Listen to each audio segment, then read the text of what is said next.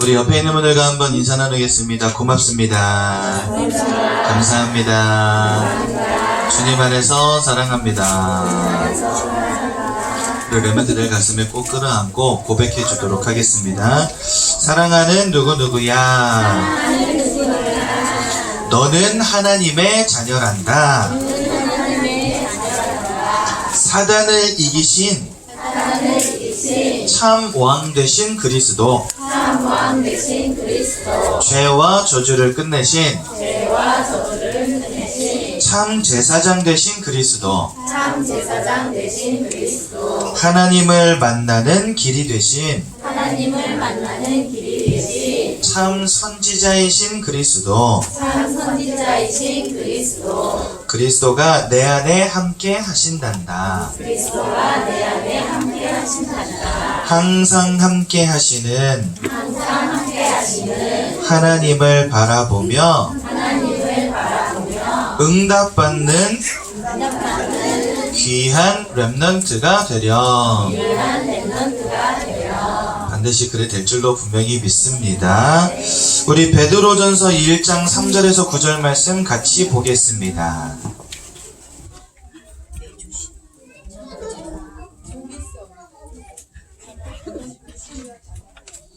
베드로전서 1장 3절에서 9절까지 말씀을 우리 한 절씩 교독하도록 하겠습니다. 우리 주 예수 그리스도의 아버지 하나님을 찬송하리로다. 그의 많으신 긍휼대로 예수 그리스도를 죽은 자 가운데서 부활하게 하심으로 말미암아 우리를 거듭나게 하사 산 소망이 있게 하시며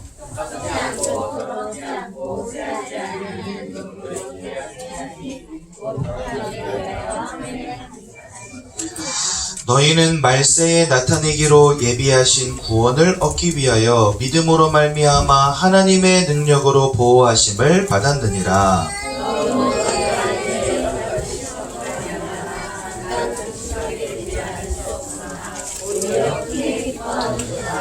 너희의 믿음의 확실함은 불로 연단하여도 없어질 금보다 더 귀하여 예수 그리스도께서 나타나실 때에 칭찬과 영광과 존귀를 얻게 할 것이니라.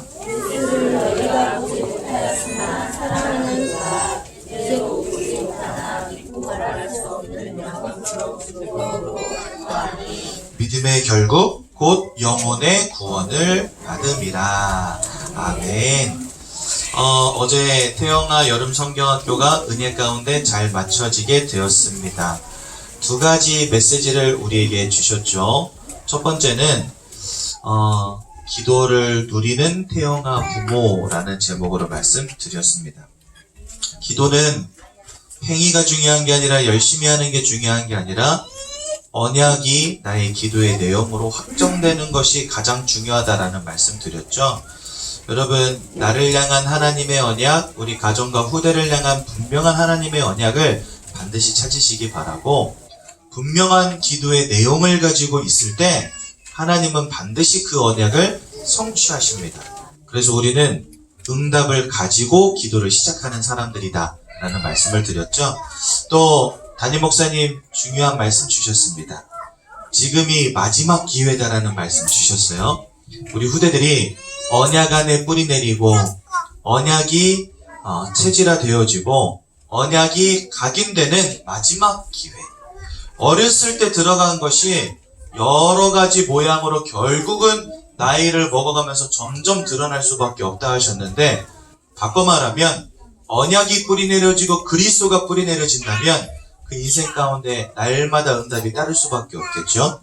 우리 후대를 복음으로 언약으로 살리는 비밀, 그것이 우리 태영아 시기가 마지막 기회라는 사실입니다. 그래서 우리 후대들에게 언약만을 어려서부터 성경을 가르치고 성경 안에서 온전하여지는 응답 누리도록 마지막 기회임을 기억하라고 말씀해 주셨죠. 그래서 이 자리에 계신 우리 모든 태영아 부모님들 두 강의의 말씀 잊지 마시기 바라고, 내년도 2020년도 여름성경학교가 오기 전까지 기도를 누리고 마지막 기회임을 알고 지금 어린 이 시기에 성경으로 언약을 전달하고 온전하게 세워나가는 축복 누리시기를 예수님의 이름으로 기도드립니다. 오늘은 근심 속에 기뻐하는 태영아 부모라는 제목으로 말씀을 나누도록 하겠습니다. 말씀 나누기 전에 옆에 사람과 한 번만 인사하겠습니다. 휴가는 교회에서. 이렇게까지 인사했는데도 휴가 때 안 보이시는 분들 제가 출석 체크할 겁니다. 장난이고요. 여러분, 언약을 듣는 예배의 축복을 놓치는 거, 이거는요 진짜 실수 중에 실수입니다. 그쵸? 그래서 반드시 예배의 축복 누리시기 바랍니다. 우리는 자주 질문합니다. 뭐라고 질문하냐?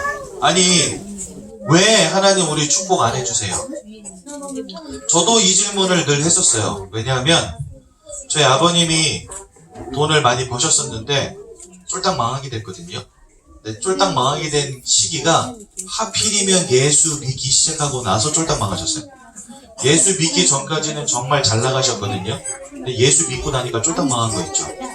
그때부터 지금까지 회복이 잘 안 되셔가지고, 제가 예수 믿은 지 거의 20년 가까이 돼가는데 20년 동안 회복이 안 됐어요, 그게.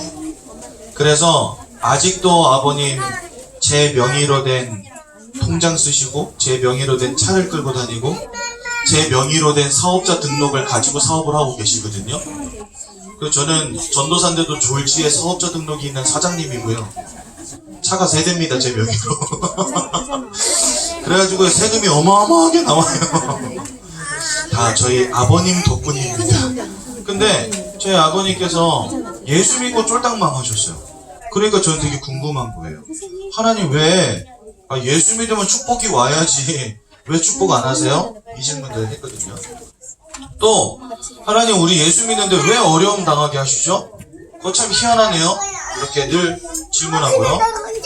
그런데 희한해. 예수 안 믿는 사람들은 무지나 잘 살고 잘 되는지. 저희 아버님 형제분들, 그러니까 저희 작은 아버님들이요, 다 예수 안 믿으시는데 돈 많이 버셨어요. 지금도 큰 공장을 막 움직이면서, 이게 명절 때 되면은 이제 다 개인 차를 끌고 오잖아요.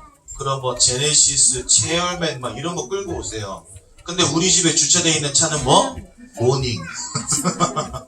그러니까 빈부의 격차가 굉장히 커요.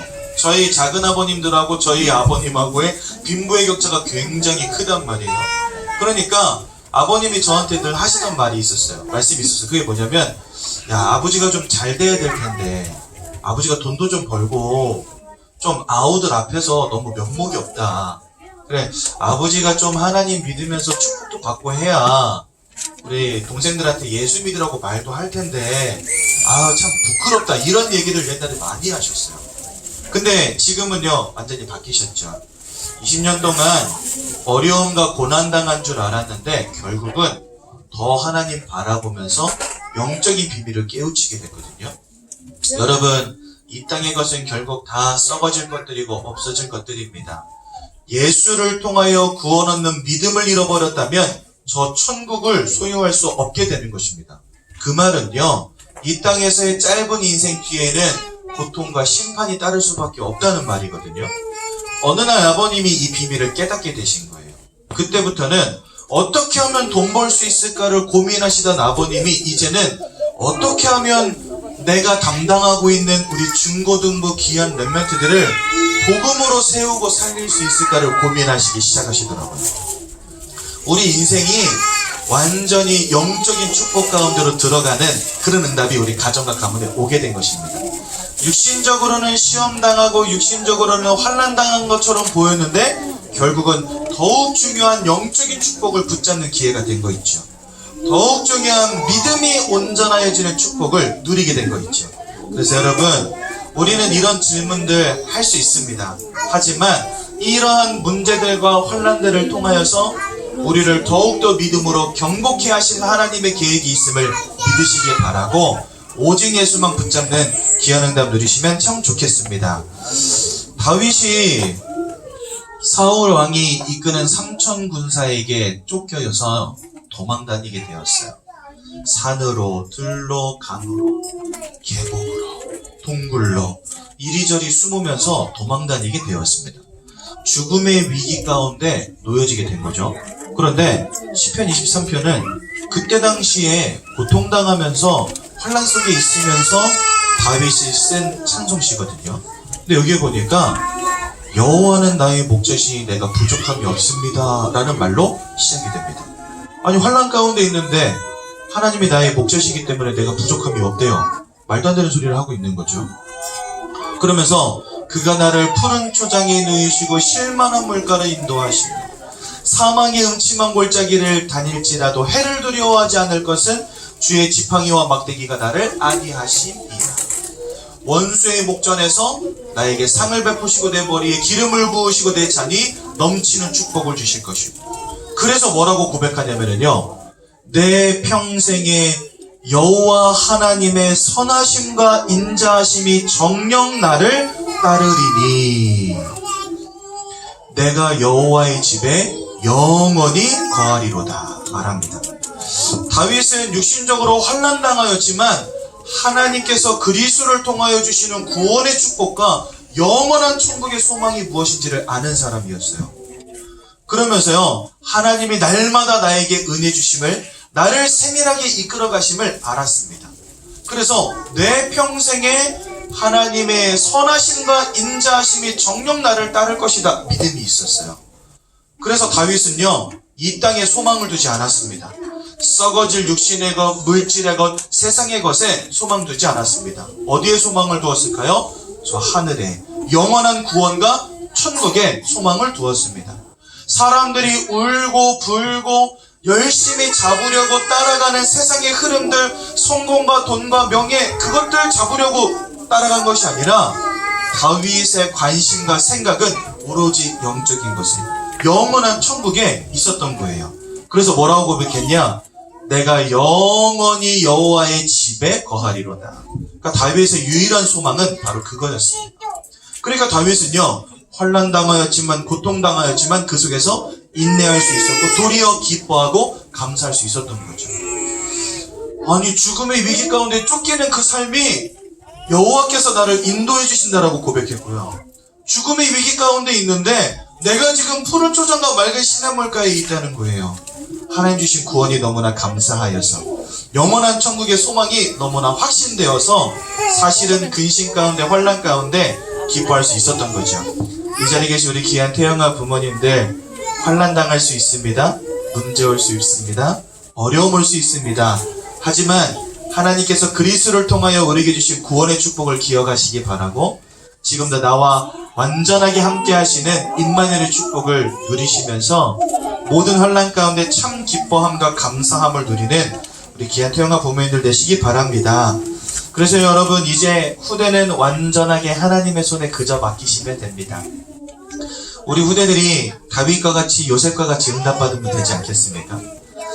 노예가 되는 것을 두려워하지 마시고, 고통이 환난이 오는 것을 두려워하지 마시고, 그 속에서도 인내하며 승리할 수 있는 렘넌트가 되기를 기도하는 태영아 부모님들 되시기 바랍니다.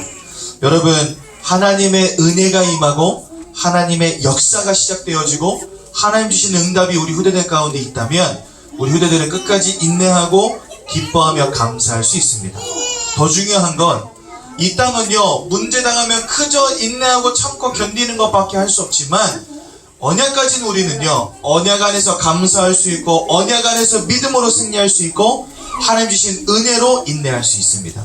그래서 우리 모든 후대들에게 정말 예수 그리스도의 언약이, 임마누엘의 축복이 전달되어 줄 수 있도록 날마다 기도해 주시기 바라고, 가장 중요한 것, 우리 후대들을 온전히 주님의 손에 맡겨드리는 믿음 고백 날마다 하시면서요, 반드시 응답받을 수밖에 없는 후대들로 세워나가시기를 예수님의 이름으로 기도드립니다. 옆에 있는 분들과 한번 인사합시다. 근심 속에 기뻐하는 응답 누리시기 바랍니다.